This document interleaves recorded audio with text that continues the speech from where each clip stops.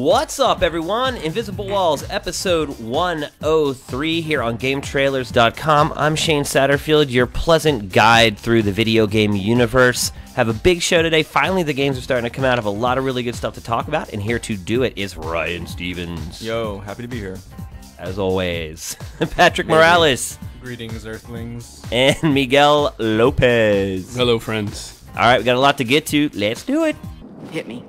Do what you have to do.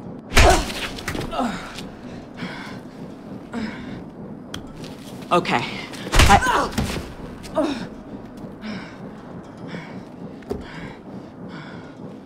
First up, Splinter Cell Conviction. Miguel reviewed this game for the site. In all honesty, I didn't really want to touch this game with a 10-foot pole. I had been burned out on the Splinter Cell franchise a couple times over.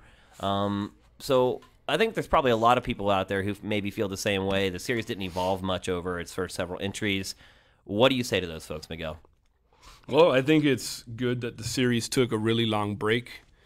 It kind of gave the stealth genre some time to go somewhere else while it was out. But it didn't really. It didn't, but it's different enough, right? Like, basically, my theory is that, or my understanding was that Arkham Asylum came out and showed people a new, more aggressive way to do stealth.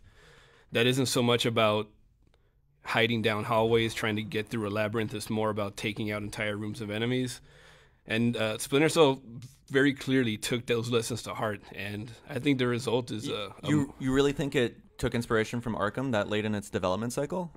Well, I think, I don't know, maybe they Maybe it conveniently worked out that way. Yeah, maybe they arrived at those ideas at the same time, and maybe they were able to sort of inject their fight encounters with, something that felt like that. Did you play Metal Gear 4? Yeah.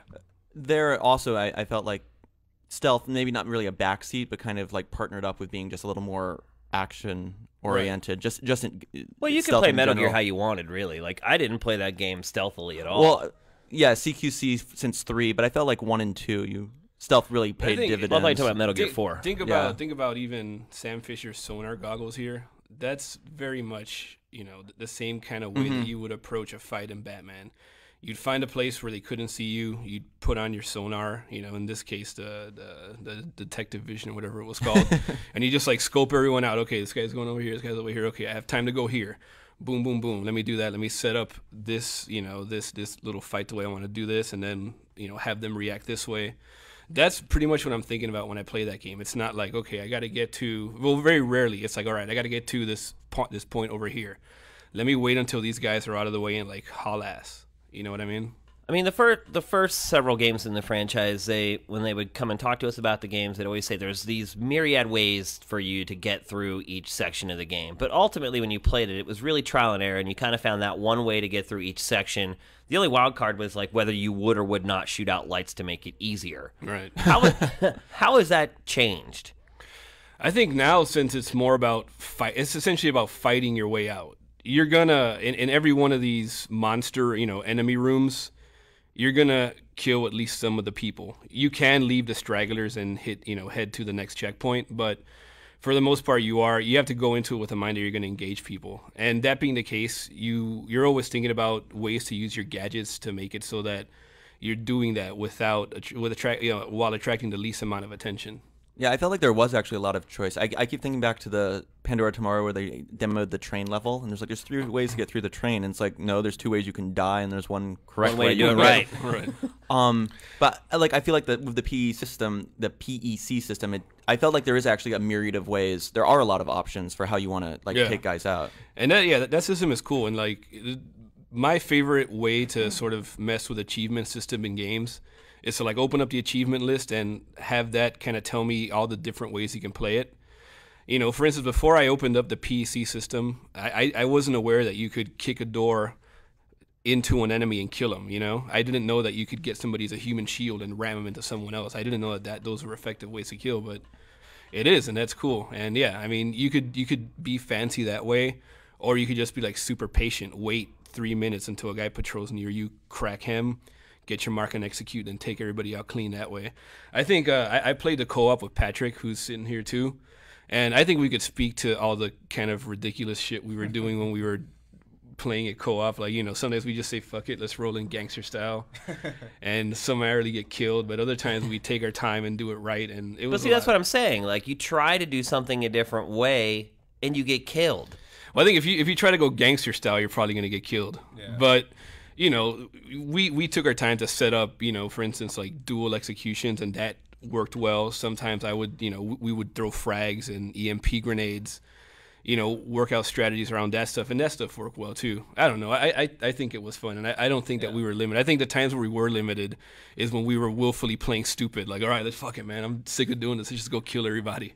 Now, the big argument swirling around the interwebs this week has been the game's length. Now, you said that it was, about 8 hours? Yeah.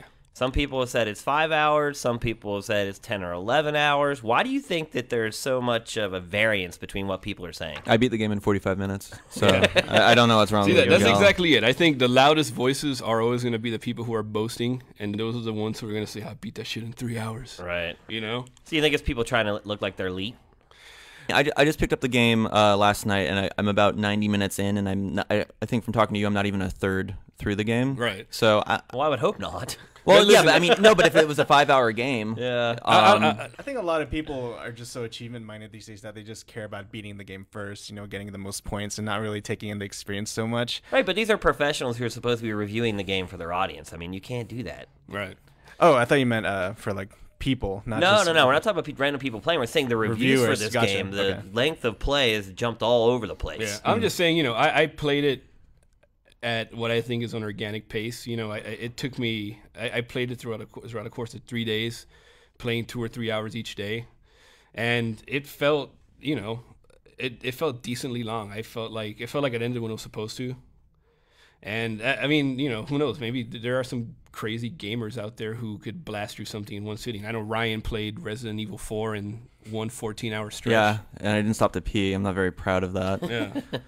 But yeah, I don't know. I mean, my experience is that, it took me 8 hours. I don't think I played very badly. I think I did retry some encounters because I wasn't satisfied with how they went down. Mm-hmm. Well, I also think the game has a fair amount of replay value because the mechanics are so solid, and I mean, again, I've only played a little bit of it, but it seems like, and with the PEC challenges, like a whole subset of things you can do and unlock stuff with it.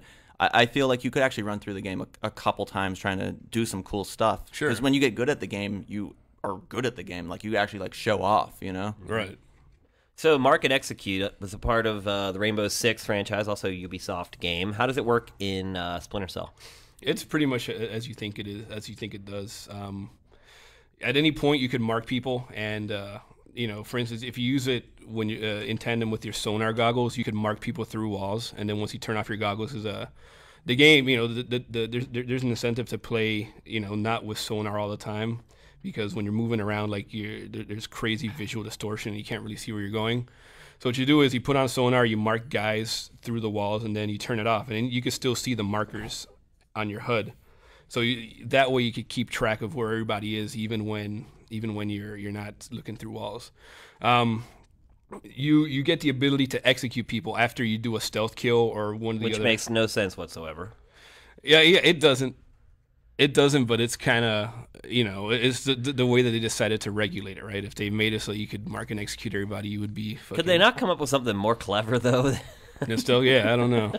The thing about mark and execute that I thought at first coming into multiplayer was, wow, this is going to make the game so much easier. You have two guys that can mark up, 6 to 10 targets at once, keep tabs of them at all times, and, kill them, in one fell swoop. And you'll shoot through walls, right, and kill people? Not necessarily. A little bit of clipping. You'll, if you start, it takes a few seconds. Like the game goes through the animations of you shooting everybody. And if between the time you start to execute and it actually goes off, the guy moves behind cover, the game will fudge it for you and let you get it. Say you still killed him. Yeah, but yeah, it's not like you have, a wall penetrating gun. You have a far sight. Yeah. Yeah, that being said of how, perceptively OP or overpowered mark and execute is, I still thought that we didn't have that much of an advantage over the computer. No. And I think it's also because the game encourages you to hold on to it. Like, you're not going to blow that immediately when you get it because you don't know the next time you're going to have a clean opportunity to... You're going to need it, right? Yeah. So, I think, like I said when we first started, I think a lot of people may have soured to this franchise over time. Would you recommend that people give it another shot? Absolutely, yeah. It feels like a different game. You know, it feels. I don't know. I don't know if we're going to be thinking this way a year from now, but right now it seems like there's when it comes to stealth games, there's pre and post Arkham Asylum. This is like the first real post Arkham Asylum game. Whether or not they were directly influenced by it, it feels that way to me. You know. And yeah, I think it's definitely worth playing. There's a lot of cool stuff in there. The co-op campaign is great. It's got a real fun ending. If you're, you know, if Patrick cracked a smile. I did, yeah.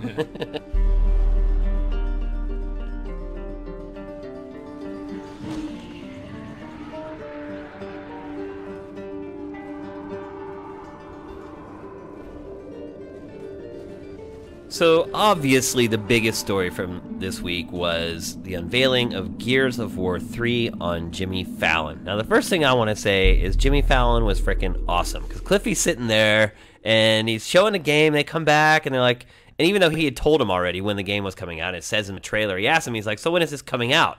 And Cliffy goes, April of 2011. And Jimmy Fallon just looked at him like he was insane. He's like, well, then why are you here? He's like, it's a year from now. And then he dropped some line about Will Smith saying July 4th, like well ahead of time. But it was just interesting to see somebody who isn't embedded in the industry like we are talking to someone like Cliffy and saying, that's ridiculous. Why are you here showing us a game that doesn't come out for 12 months? So it's kind of that. Cliffy should have been like, well, because you bumped me last week.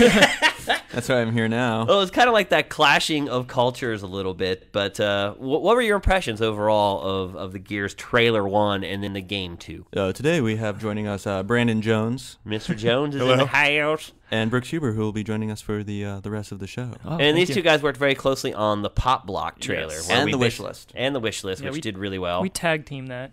So you guys are kind of our resident experts on this game. You've been combing the trailer with a fine-tooth comb. Yeah, I'm up to my neck right now in Gears. I've been doing it nonstop for the last couple of days. I really liked the trailer. Yeah, it's really nice. And to call it a teaser trailer is, I don't think you can call it a teaser because they showed quite a bit of. Yeah, it's a real trailer. I mean, whenever you show something and don't tell, I mean, that's a tease. Like, whenever you pop these guys, I mean, it's not a tease to us because we've done so much ridiculous research on it to figure out, like, what type of Lancer is this? Like, who are these characters? What are they doing there? Did we ever get to a conclusion why there's the city's covered ashy in ash? people, the statues? No. No, the best thing I can come They're up with is I pump-owned. assume it's a light mass bomb, which is what the Gears used in the first game to try to eradicate the Locust Horde. But it's obviously some sort of nuclear winter, and it just shot through and kind of froze people in time. I think everyone's wondering, too, if the ashes, that whole sort of element of that trailer, is going to be a part of the game. If they're going to have ash swirling in the wind. Yeah, you know, and they were talking about almost like a new color palette, or we were hoping for one, and this trailer comes out and it's all gray. It's black and white. Yeah. Yeah. But it's interesting that the franchise is so loud and so bloody and so in your face, and then each game has had this like one distinctive trailer that's like very quiet, very serene, has a kind of like Saving Private Ryan, like shell shocked, like you can't really hear the chaos, but it almost makes it like that much more powerful. I wasn't So a I fan like of it. the song they used this time, though. Oh yeah. I didn't. I actually really didn't like the Mad World thing. I was over, but when that finally came out, I was like, over wow, when you're about a Donnie year Darko late used on this it. song, Yeah. and everybody really really liked it. But I was a little surprised it was all above ground, right, in the trailer. yeah, For some reason, after the second game and how the second game ends in particular, I thought they were going to be diving back down again. I'm not saying they're not going to do it in the game, but I was really expecting it to be kind of an underground sort of experience. the only thing that I was a little nervous about with the trailer that actually kind of bummed me out when I played Halo 3 was that they had, they went to like great lengths to do this whole campaign with this gigantic model with all these explosions, all this stuff, and it shows this Covenant like holding up Master Chief, like never happened in the game, even close. Like that event like never happened. They had all these like side commercials of that, saying like, well, I remember when I was there, and like Right. it didn't happen. That event never even came close. So it'd be kind of a bummer if like what we see in this trailer, like now, I mean, obviously the Mad World thing didn't happen. That was such an isolated event. Where this looks, I mean, they're screwed. It looks like they're getting swarmed at the end of it, and it's like, oh wow, I can't wait to play that in the game, and it probably won't be in it. Well, I think the most important thing that they showed in the trailer was the element of a third party to the war, right? Yes, Yeah. that would be the Lambent, that tentacle That beast. badass Yeah. tentacle beast. Well, just the concept of the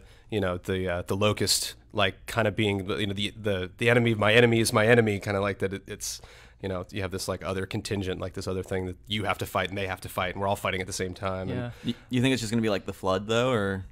I don't know. It would be cool if they allow you to manipulate the third army and to do your bidding and manipulate them to destroy the locust. And if Oh, they yeah. have that whole mechanic throughout the whole game, that could be pretty interesting, I think. I could definitely see some kind of story element where you divert towards another path and kind of like push the locust towards. Or you the Lambent. distract the Lambent Yeah. and make them attack the locust. I mean, there's a lot of really It'd cool be mechanics. a fun achievement, like get through a level without ever actually Firing a shooting a weapon. locust, Right. like just like attract them towards the bad guys. Did the trailer make any of your wishes from the wish list materialize? I think so, yeah.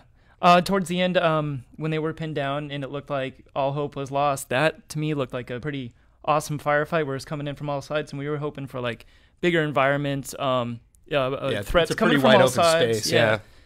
That was one of them. We saw new weapons, which I was pretty happy with, and then Double-barreled shotgun. and then Dom gets a rifle, and right now I'm pretty unclear if it's a modified Lancer or if it's a customizable weapon, but on the front of his gun, he's got a bayonet. So that's like, he's forgoing the chainsaw, so is he going to be able to get up close and personal with that Stab gun? and slice and chop. Yeah.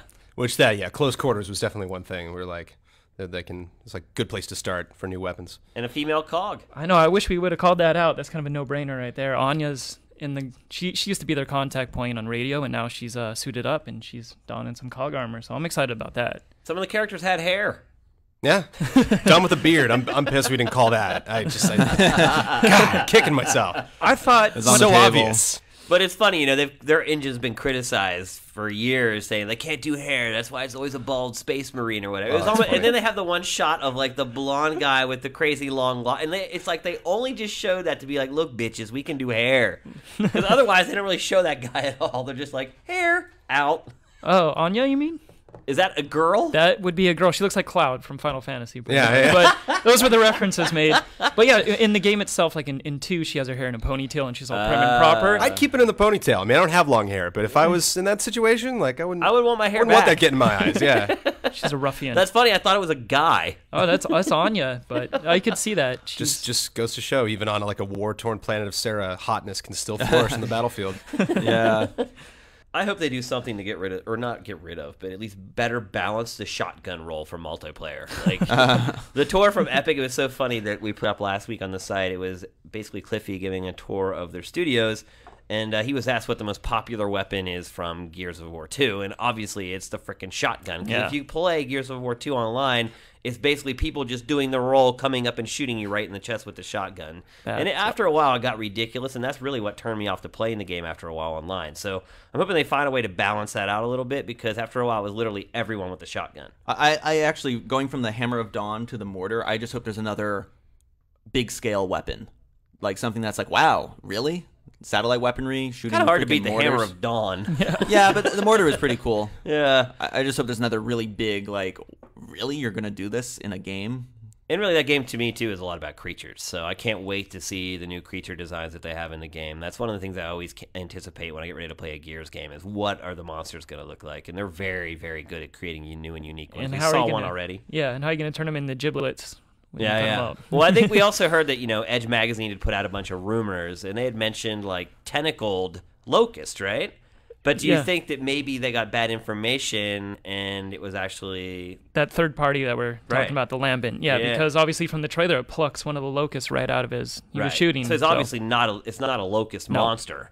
So it makes you wonder if their wires got crossed a little bit, and maybe whoever told them, oh, the locusts have tentacles, is actually the Lambert that they were talking about. True. I want to play a game.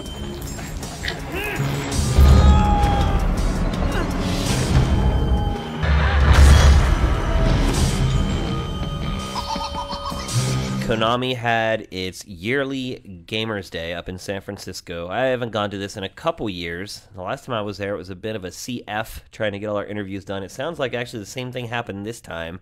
Bloodworth, who is in paradise right now. Soaking it up in Oahu. So Bloodworth was the one that went to the event, but I think we can all pretty much make a pretty good assumption about how things went just looking at the media and after talking to Bloodworth about it.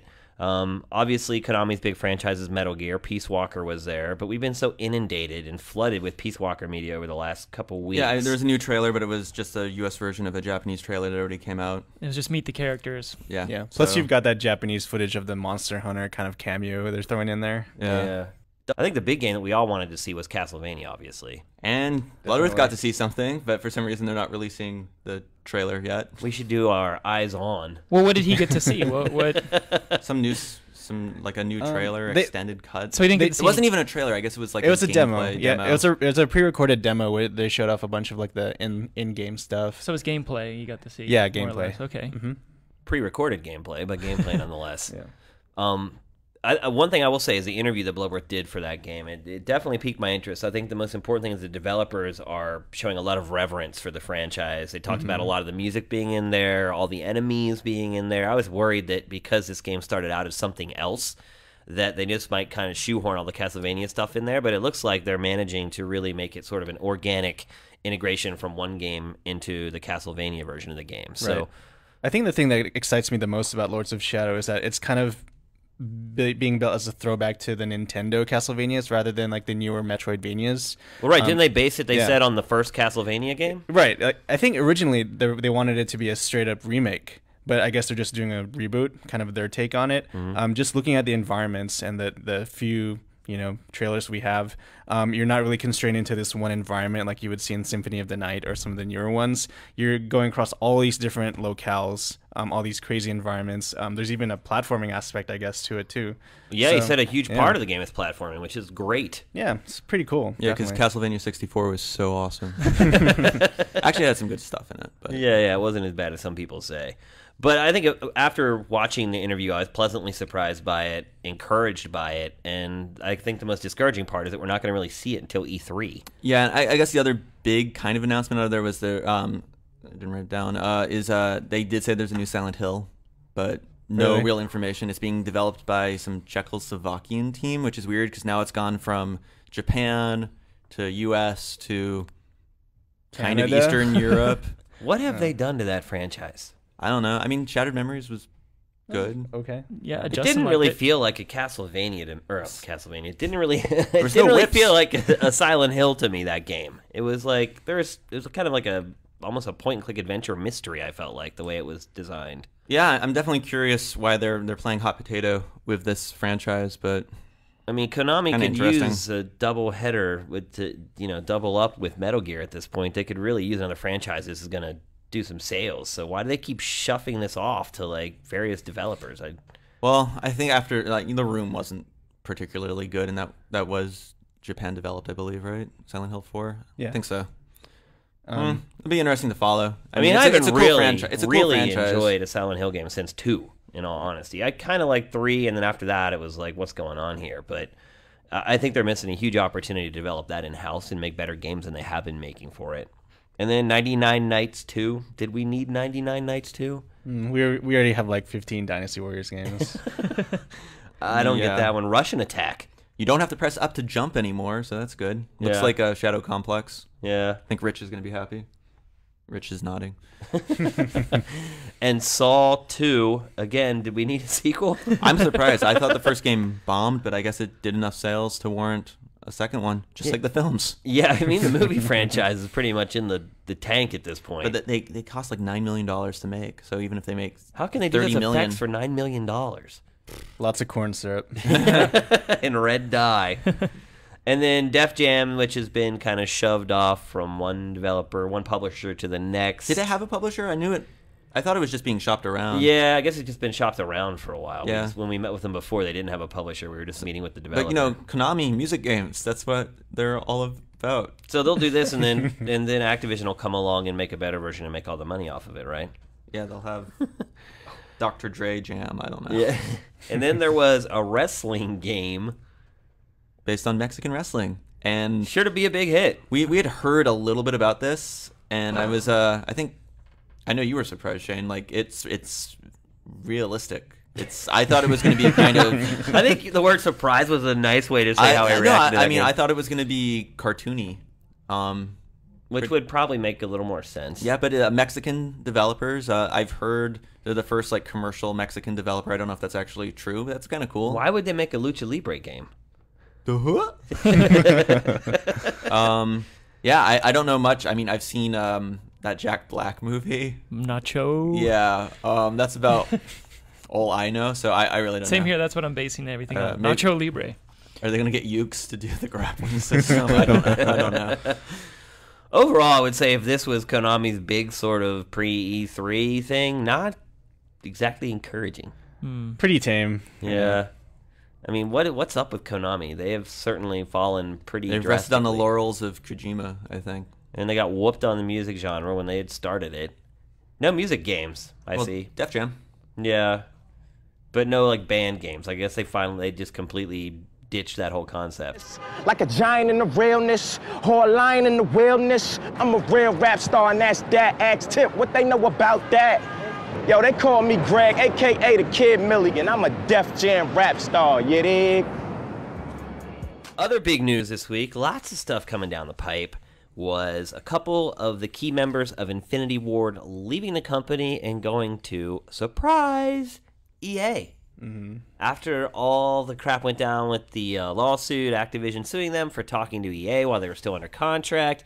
Big Well, surprise they're- they ended up making their game for They're in EA. a partnership with EA. I don't think Respawn is actually owned. No, they're Like, not owned. Infinity Ward's outright owned by Activision, right? Right. Yeah. But they basically signed on with EA to publish their first game. Again, no big surprise after all the rumors swirling about them talking to them, and that's why they left Infinity Ward. But now we're hearing that other members of Infinity Ward are starting to jump ship and go to work at Respawn Studios, which is the name of their new studio. Exodus. So how many guys? Like you said, about 8 left. Yeah. And it's not just, random workers. These are like lead artists, lead designers, lead programmers. And then Activision came out and made a statement. We have, what did they say? We have a lot of people sitting on the bench or something that Yeah. make this game, or like And now there's some kind of a derogatory comment, really, towards their staff. Well, and then that's there's left. the suing and the counter suing, and this it's juicy. I mean, this is like Yeah. They leave Activision This is like the violently? TMZ shit. It's a for bitter video divorce for games. sure. Well, my question is, do you think Infinity Ward is going to end up like Rare, where they lose all their talent and suddenly they turn into this mediocre developer? I hope not. You mean they're going to turn into Treyarch? Oh, Burn. no, Treyarch's good. But I mean, in comparison, you played World at War. Yeah. It's not. It's a good game, Yeah. but didn't have that sort of zing to it that Modern Warfare games do. Yeah. But this is huge. I mean, that's Activision. At this point, that is their cash cow. I mean, they say... Well, they have another cash cow. It's called Blizzard. Yeah, that you're right. Oh, That do you is see? their true You see, cash cow. StarCraft's going to be $60. PC No. game, so extra $10 there, Wow. and only 1/3 of the game, right? Yeah. It's kind of crappy. Yeah, I wonder if that is the Activision influence on the Blizzard side. Now, Then let's again, talk maybe about- Blizzard likes money too. Oh, I know they like money. Now let's talk about Respawn. How do you guys feel about it? Do you think that they need to go to their new studio and create like a shooter like Modern Warfare, or do you guys think they should do something different? Everyone's expecting them. I Obviously. want a big title, but I think it'd be awesome if they could get their shit together and put out like a Xbox Live PSN game like really quick and just be like, we're still fucking on top of our shit. That I ain't don't gonna- think it's gonna that's not happen. gonna But I don't know. I'm just saying, it's hot. It's a hot news story. People are actually interested. It's a big enough. It's a phenomenon. It's beyond just video games. Like people know Modern Warfare. It could be interesting. That's what I want. I don't think it's gonna happen though. Now, a lot of the rumors suggest that they left because they wanted to sort of break away from creating one Modern Warfare game after another. Do you think that points to signs that they might be working on something completely unique and new? I hope so. I mean, I love Modern Warfare, but I'm not a big, just from my, my personality, I'm not the biggest military shooter guy. Yeah. But I like, give me good mechanics, and I'll play it, but, give me something, I hope they use orcs and elves. I'm not actually joking, but I hope they could do something really cool, but I think they really understand the shooter space and the kind of scripting to a point that would make Valve blush at times. I'm curious if they'd be interested in revisiting Medal of Honor at one point. That's an interesting thought. I mean, one thing I will say is that Jason Weston and Vince Zampella, they're kind of the faces for Modern Warfare, or have been, other than Ryan Bowling, obviously. Is he still at Infinity Ward, Ryan? For now. For now. But these are great guys. They're really nice guys. They're fun to hang around with. They're funny. Their disposition is very easygoing. So it surprises me to hear these reports saying that they were, sort of being covert in their dealings and things like that. I was shocked. I heard they were running Renegade dedicated servers in their basement. So it does kind of lead me to believe that, maybe Activision was a little more at fault, maybe forcing them to make games they didn't want to make. Of course, we don't know that for a fact. But based upon my relationship with those guys and knowing those guys, I would be really surprised if they were doing anything malicious to hurt Activision. But hopefully someday it'll all come out in the wash. Definitely can't wait to see Respawn's first game. Doubt we'll get a glimpse at E3. Maybe we'll hear something about it. But right now they're just building their team, so we'll have to sit tight and wait.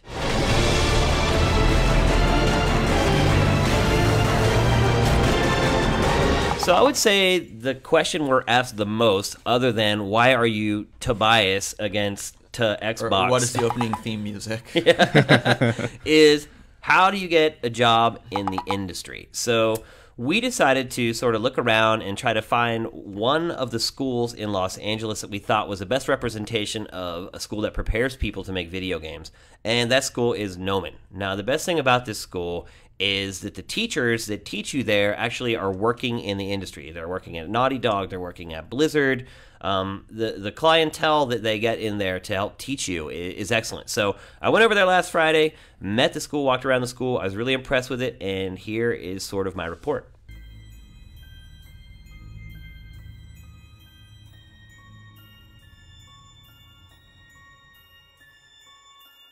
Gnomon was started to be a professional training facility where artists from studios were doing all of the teaching. So it's very much to be a professional training facility. So it wasn't learning from people who used to do cool stuff. It's learning from people who are currently engaged in production. Rich Diamond, who's character lead at Naughty Dog, teaches at Gnomon, as well as about 70 other instructors. A Gnomon student is somewhere between early 20s to 50s and 60s even. So we have a lot of people who already are working professionally, have already done some other career even, so people coming from architecture design who want to get into the entertainment industry, adults who are working in the entertainment industry and want to learn software, but then a lot of students who are green and want to get in. So the range is pretty varied. A single class at Gnomon could have a art director or a 3D artist from Blizzard taking the class, sitting next to somebody who's 20 years old and trying to get in, which makes it a very unique environment. Gnomon was designed to be as much of a sort of creative production style environment as possible. And so we very much wanted the school not to feel like a school. We wanted to feel like a studio where real projects are going on. The thing with what we do with computer graphics is that there's a lot of tools to learn, and then of course there's the artistry of it and getting good at using those tools to make visual content, regardless of what industry you're focused on. Gnomon is very much an art school, and so it happens to be visual effects and games and 3D and entertainment design, but it's all about the artistry of it. We're not a school that focuses, let's say, on computer programming or game engine programming. Job placement at Gnomon is unique probably in the fact that all of our teachers are working. And so it's very common that our students end up going to work at studios where one of their teachers gave them a recommendation. And so pretty much every major studio in Los Angeles is represented at Gnomon by one of our teachers, or advisory board members, or Gnomon Workshop DVD instructor, or somebody. So we know someone everywhere, and the students get exposed to that as well. So we have a 98% placement rate. A lot of other schools that are out there are very corporate, run by suits. They're doing it for the money. And they're, when they were founded decades ago, the intentions were probably very good. But the original founders aren't there anymore. I'm still here. I started Gnomon when I was 24. I'm about turned 37. I'm, live and breathe Gnomon. My entire life is focused on it. And I want Gnomon to be the school I was looking for. A thing that we try to get students to understand who come to Gnomon and have questions about the industry, who are wondering, is there an opportunity for them? Is just to point out the fact that the game industry is growing. The film industry, look at Avatar, highest grossing film of all time, practically an entire CG film, which required hundreds, if not thousands of artists to put that together. We're going to see a lot more because Avatar did so well. Or look at games that have been coming out, or the success of Activision Blizzard. We know StarCraft 2 is about to come out. We know Cataclysm's about to come out. We know that's going to do well. We know that people who make quality content, industries that do, they grow and they make money, and that creates jobs. Next things that are coming up with Gnomon, one is our new 3-year program that starts in the fall. And so we've had our full-time computer graphics program running for the last 10 years. We're now adding a full year of entertainment design to that program. So, drawing design, creature design, character design, perspective, all of these foundational skills that have always been required to get into Gnomon. And so for younger students who are interested in getting into the industry, we now have a 3-year program where they can get into the first year, focus on their traditional drawing skills so that they can develop the portfolio needed to then enter into the 2 years of computer graphics. And so we wanted to offer a solution to that, so they could come here and under the guidance of professional artists, develop those skills. All right, so the one thing I will say about Gnomon that I really liked is that it was like a community there. The guy told me, he's like, the students work 60, 80 hours a week, which is pretty intense, but it was really cool to walk around the campus and see groups of students working together on things. And I think when you're talking about art and things like that, you really need people to bounce your ideas off of. So I was really, really impressed with Gnomon. Thanks for having us over there, guys. Really cool visit, and you guys should definitely check it out. And that segues nicely into this week's On the Hook. Now, you guys may have questions about Gnomon, so if you do, be sure to send them to us, and we'll try to answer them next week in On the Hook. But for this week, we have a different question, and that comes from, how do you say that? Psychotocles. Yeah. Psycho. Who knows? He sent in kind of a wall of text, and we kind of pared it down. I guess I'll read it? Sure. Okay. Go for it. Do you think that a developer can overpatch or update a game to the point that it's not the same game? Is taking out or alternating gameplay mechanics, altering gameplay mechanics, making somewhat effective strategies inefficient. And he had a big thing about how like grenades were changed in like Gears of War 2 and stuff like that. And I think we can talk to the micro and the macro of this. I think you had a good kind of Star Wars Galaxies. Oh yeah, that game from when it launched to what it is now is a completely different game, a nerfed game that the people who started playing the game from the beginning have no interest in playing. So it certainly does happen in the industry. I don't think it's that common though. Well, I mean, you do see patches where like, you know, like what was the stupid bug in Modern Warfare where you could like throw infinite care packages or suicide bomb all over the place? I mean, that's fixing a bug. Right. But I mean, Team Fortress, look at Team Fortress on the PC, Team Fortress 2 on the PC versus it on the 360, and they're pretty different games. It's playable from the patches. Patrick, I know you play some Team Fortress 2. I do. Can you draw a comparison between how different the game? Like, I mean, for the most part, the Xbox 360 version from the Orange Box hasn't changed at all. They've done some like bug fixes. Yeah, like they fixed the netcode so you could actually play it. But the PC version is it's completely different. But besides little things like the update patches that they've done to each class, kind of giving each new player like a different loadout, different weapon. They've added all these crazy new systems in there too, like a hat system. It's purely cosmetic, but if you kill people, you pick up parts and you can synthesize them into like a decorative piece of headwear, shit like that. Yeah, but like the heavy game. But like the heavy sandwich. That's a healing mechanic. I mean, that's not like just a new weapon that has a different fire rate. I mean, now the heavy that totally changes how you can play as a heavy. Like if you took if you transplanted a Xbox player to the PC, they'd be really out of the water. Yeah, and that goes back to all the stuff they added with the new weapons. They've added so many different types of ways to play the game that some of the dynamics that you may be accustomed to in the Orange Box are completely invalid. By the time you play the updated Team Fortress 2. And I think going back to Galaxies, I see this in MMOs a lot too. Like if you played Warcraft in 04 and you tried to jump, I was a great druid. If you tried to jump in now, I mean those games. I think I don't know if strategies are becoming inefficient. I think it's just games aren't ending anymore. Games are continually going on. Well, I think a big part of it too is that they realize that some of these games are far too complicated to garner the sales that they want. So I think they end up adjusting them, trying to get more people to jump on. I mean, I think World of Warcraft is a perfect example of that. It's far less complicated than it was when it launched. It's a lot more simple. It's a lot more accessible. And I think that's generally the case when they really adjust these games so much that they almost turn into a different game. So they're trying to adapt the game so that they can increase sales of the game. Yeah, and even I just keep thinking of Valve now to go slightly off skew, but look what they just did to Portal on the PC, adding the whole extra 30-second ending. Or as Patrick, I think you said that they retcon that shit. They did, yeah. It's the word of the day, retcon. For Portal 2, I just don't think. Or even looking at the Xbox One versus the Xbox 360, how many times do you log on and they say there's an update for your game? Yeah. And Xbox One, they were like, games will not be patched, games will not be patched, games will not be patched. But we all knew that was bullshit. Well, Hurricane Pack, Ninja Gaiden. But it's interesting. I think games with like stuff like the internet, I think they will constantly change, and you can't rest on one strategy that works. If something seems too efficient, people are always going for like that overarching balance. It's all about balance for multiplayer games, and I think balance is fine, but I think what he's talking about is where the game has just turned into an entirely different beast. And I think that is pretty rare, in all honesty. It doesn't happen that often in the industry because you build that fan base. If I went to log on and play Modern Warfare 2 tonight and all of a sudden it had completely changed and the gun that I had spent the last week building suddenly was completely functioning differently or was completely ineffective or they had taken away some attachments, or that would suck. And I think if they did that, they would lose a lot of their user base. So I think it's a very delicate balance you have to walk. I don't think you can just go all willy-nilly changing the game. Obviously, Modern Warfare is incredibly successful, so maybe that's a bit of an anomaly. But I think that's why it's rare that you see this happening where you make changes to a game that completely alters how it's played. Yeah, plus from this guy's viewpoint, he's kind of going on a hyperbole with grenades. I mean, if you change a grenade, that doesn't change, how you play Gears of War 2. Maybe you might not use it anymore in multiplayer, but still. It's still going to be Gears. It's still Gears. Yeah. Oh, shit! Shit! They're coming! Run like hell!